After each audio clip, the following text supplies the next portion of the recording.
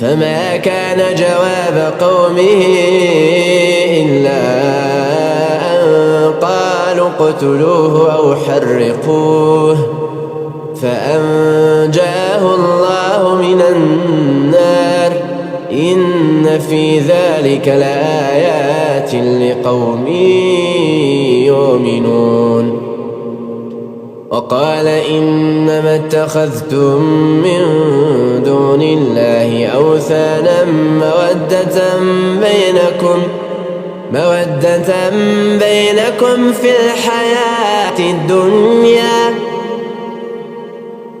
ثم يوم القيامة يكفر بعضكم ببعض ويلعن بعضكم بعضا ومأواكم النار وما لكم من ناصرين.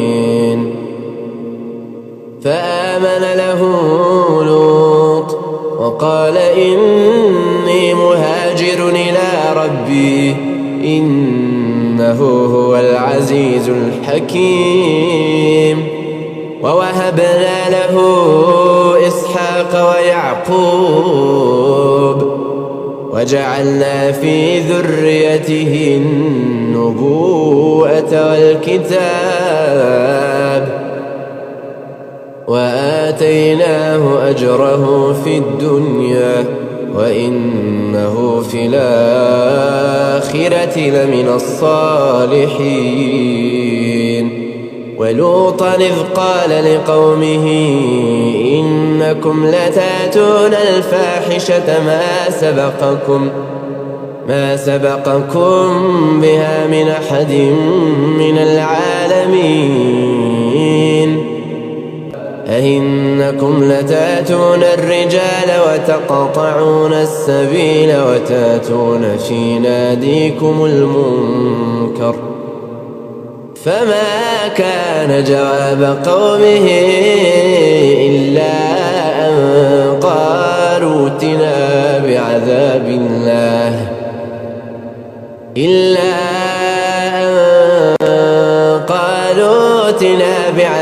الله إن كنت من الصادقين. قال رب انصرني على القوم المفسدين.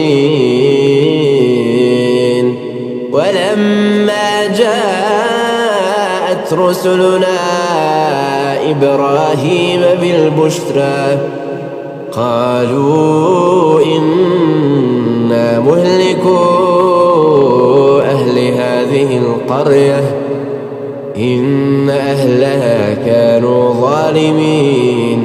قال إن فيها لوطا قالوا نحن أعلم بمن فيها لننجينه وأهله